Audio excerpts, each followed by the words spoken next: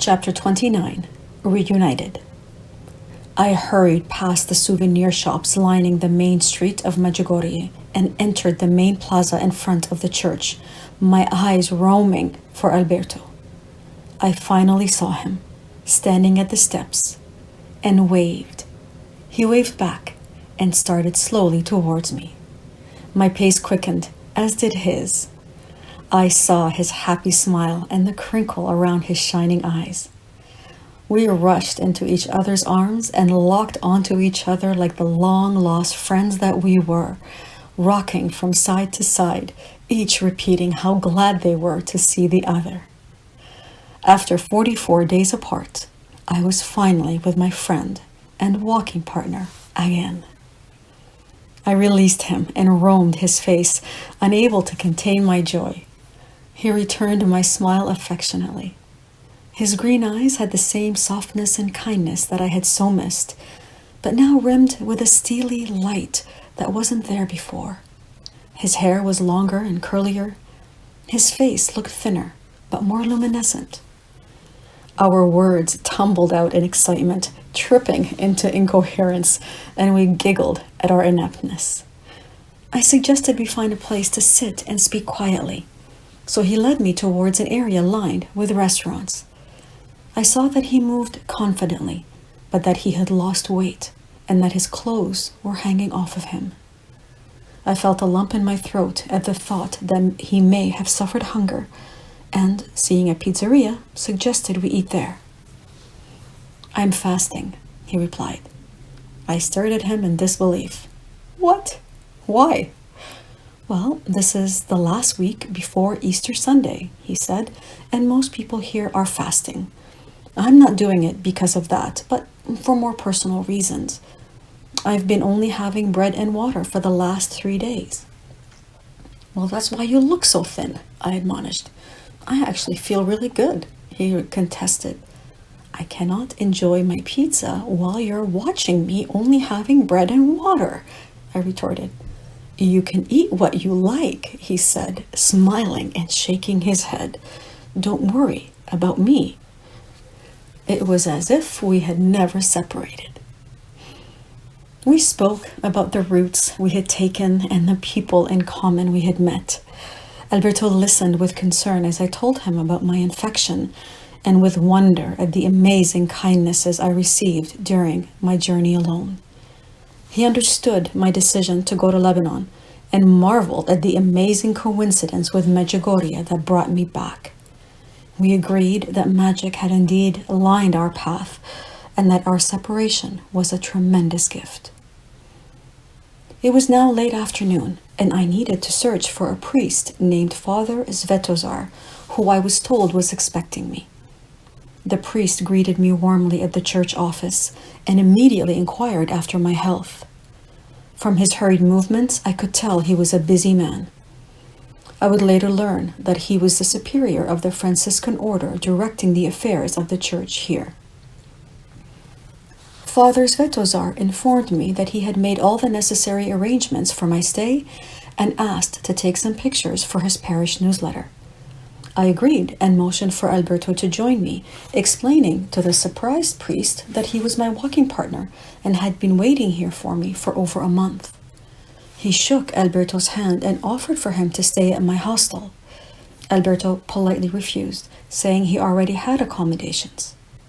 Alberto stood beside me, and the priest took our picture. As a final act of my arrival, I asked Father Svetozar to stamp my letter from Fra Ante, explaining that it was a Camino tradition. I had started collecting these stamps in every church and monastery after Brodarica, where I had stayed with Fra Drago. They were my pilgrim credential, a record of where I had stayed. A delighted Father Svetozar disappeared into his office and returned moments later with my stamp. On March 23rd, 2002, I officially arrived in Medugorje. Father Svetozar held out a small, bulky envelope. "This will take care of your expenses while you are here," he said, handing it to me. "You are a guest in our community. Please accept this gift from us." My insistence that I had enough and that I preferred the funds be used for other activities fell on deaf ears.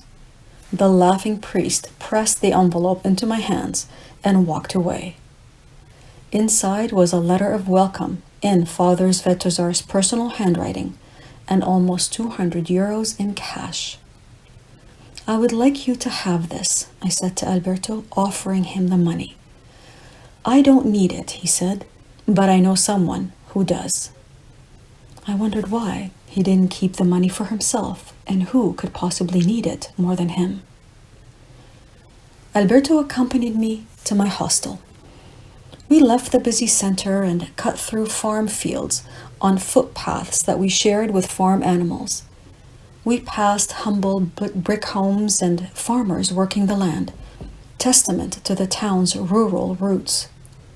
Alberto pointed to one hill, explaining that it was called Podporto, site of the Marian apparition. I resolved to visit it the next day. Was it very difficult for you being here? I asked. I know you didn't have a lot of money when we separated. I haven't had a coin in my pocket for a month, Alberto replied. What? I gasped. During my walk alone, he responded, I realized that money was another challenge on my spiritual path that I needed to deal with. I've told you before, I grew up believing that money and spirituality were incompatible and that poverty was an honorable path to God. I've done a lot of healing work there, and I long ago opened myself to receive abundance. But walking alone, I realized that to receive that abundance, I needed to release my fears about not having enough money and to trust that I would always get what I needed. I couldn't prove that to myself with you by my side, naturally offering me security. So when people occasionally asked me for money, I began to give it to them. I gave away my last 10-euro bill about a month ago and have been living without money since then. But how could you give away all your money? I asked in astonishment. Because the following words always came to my mind when people asked for it, he replied. I know that the universe will always give me what I need, but they don't. It was an important test of my faith because by giving to them, I was demonstrating to myself that I believe in what I say. Now I know that I can walk to Jerusalem without worrying about how much I have in my pocket. I gazed with wonder at the pilgrim walking beside me. I admired him tremendously, but didn't know if I could ever do what he did. So where are you sleeping then, Alberto? I asked. Father Svetozar didn't seem to know who you were. It's one of those magical stories, Mony, that perfectly portrays my experience walking alone, he replied. I arrived in Medugorje on February the 25th, feeling strong, full of faith, more confident in myself than ever. I immediately headed to Podporto Hill, site of the apparition. I don't know why, but I noticed planes flying over my head, all going in that direction. They looked like white arrows pointing for me to go there. So I did. When I got to the base of the hill, a building under construction caught my attention. Not only was it physically the closest to the site of the apparitions, but from one of the cement ledges, I saw a small statue of Mary looking down on me. She looked so out of place there that I felt as if she was personally welcoming me. I greeted her and said thank you, and then walked up the hill. I won't tell you my impressions until you see it first. The day passed quickly for me. I picked up the monthly message that the visionaries had received from Mary, but I found it to be a conservative Catholic perspective and not at all the universal message of peace that I had expected. I immediately dismissed the message, knowing there was another reason for my being here, and so opened myself to exploring what that was. When nighttime fell, I went to the church office to ask for help. I began to introduce myself, but the young monk who answered the door cut me off, dismissively asking, Okay, what do you want? I looked at him firmly and replied, I want to speak with someone who is willing to listen. The monk looked surprised and in a more respectful tone asked me to continue. I explained my situation and I saw that he was more open than before. And when I finished, he left for a few moments and came back with a large handful of bills saying, with this, you have enough to wait for your friend for a few days. I said to him, I don't need money, just a roof over my head. But he kept insisting that I take the money, ever more sincerely, which I appreciated. But I tried explaining that I was looking for spiritual, not only physical shelter. But he became increasingly frustrated and abruptly slammed the door in my face. Alberto paused and seemed to be reflecting. I think I made a mistake, he finally said. In all cases, it paved the way for what happened next. What happened next? I asked. Well, as you can imagine, I was in shock. I walked away from the church office not knowing what to do. I looked around and saw that the square was abandoned. I was completely alone. The night was cold and the wind cut through to my bones. I went to the center of the church square and waited for some miracle to happen. Here I am, Mother, I pleaded, looking up at the heavens. Help me, I said. For the first time, I noticed the full moon. That night, it was radiant and resplendent, shining like a nighttime sun, surrounded by a huge halo of rainbow colors. I had never seen anything like it before. I felt a tremendous love knowing that she, my divine mother, was shining down on me, watching over me. But with my feet beginning to freeze and my body to shiver in the bitter night's cold, I decided to walk around the church to warm up. I was waiting for something to happen and repeating over and again, I trust in you, Mother. Here I am. I was thinking about looking for an abandoned house when I heard a noise overhead. It was a plane, one of the many that I had seen earlier, flying in the direction of Bordeaux. I took it as a sign and decided to follow it. My head was arguing that the hill was rocky and there was nowhere to sleep, but I shut it down.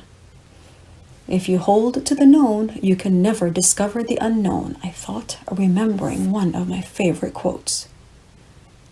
I had only ever walked to Bordeaux during the day, and now in the total darkness of the night, on a country road surrounded by open fields, I didn't know how to get there. I heard dogs barking behind me and hurried my step. Suddenly, a small dog passed me, its nails clicking distinctly against the pavement. Guide me to the hill, I whispered. The dog stopped and looked at me as if it had heard me. We gazed at each other for a few moments, and then it turned and continued ahead. I had no idea where it was going, but at that moment, that dog was my angel and I was following it. It led me down one road after another. Whenever it got too far ahead or arrived at an intersection, it would stop and look back, and then wait for me to catch up. Every hair on my body was standing on end, let me tell you. A van passed me on this road, surprising me. Its driver stuck his head out the window and stared at me, but continued onwards. The dog continued ahead, and soon we arrived to what I recognized to be the small village at the base of Bordeaux. The dog stopped at the final intersection and waited for me to arrive. To my left was the hill of the apparitions, to my right was the village, and ahead the road continued. The dog went to the right, and again turned its head and looked at me, its eyes gently asking me to follow. I hesitated, my heart pulling me towards the hill, but decided to continue with my angel instead. I took my first step towards the dog. "Hello," a voice called out in English. I turned to see the driver of the van, getting out just at that moment. I returned his greeting and told him I was Spanish. He answered, ¿Qué necesitas? What do you need? He spoke Spanish. Can you believe that? I replied, Solo un techo, only a roof over my head, and briefly explained what I was doing. The man was amazed by my story and asked me to follow him. He started towards the hill, in the opposite direction of the dog. I turned to say goodbye to my little canine angel, but he was already gone. I walked in a daze, feeling as if I was in some surreal movie. Only a roof? The man asked again. Yes, nothing more, I replied. He stopped in front of a building under construction. I stared at it in bewilderment. It was the last building on the hill, the very same one I had seen that morning. And there she was again, on the ledge, the statue of Maria, lovingly gazing down at me in the night, welcoming me back. I trembled with emotion. The 3-story brick and cement building was bare. The wind howled through the cavities that would one day become doors and windows. The man was its night watchman and led me up the stairs to a room with fully constructed walls. He cleaned out some of the materials, assuring me that I would be warm here. He covered the open window with a wooden plank and unfolded a discarded bamboo curtain as a mat. I felt as if I was in a dream, watching him moving about the room, preparing it as if he was readying it for an honored guest. I repeated the word gracias over and again, not knowing what else to say.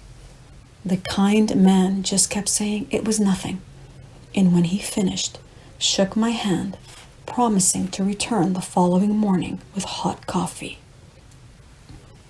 I lay in my sleeping bag that night, warm and comfortable, grateful beyond words, emotions pouring out of me that I can't properly articulate. After a 17-day initiatic journey of magical experiences and revelations, I was in Medugorje on the night of the 25th, as I had intended. I was sleeping at the base of Apparition Hill, symbolically the closest that I could be to my beloved Holy Mother. I was miraculously guided here and helped under the most amazing full moon that I can ever remember. I could see her there, radiant in the dark sky, crowned by that mysterious night rainbow and draped by innumerable stars. I felt totally submerged in her presence. I felt at peace. I felt in love. It was the grandest day of my life. Alberto's face glowed softly in the setting sun and radiated some of the emotion that I was sure he felt that miraculous night. We had arrived at my hostel, and so said our goodnights, agreeing to meet the following morning. There was so much more to say, but for now, it was enough that we were together again.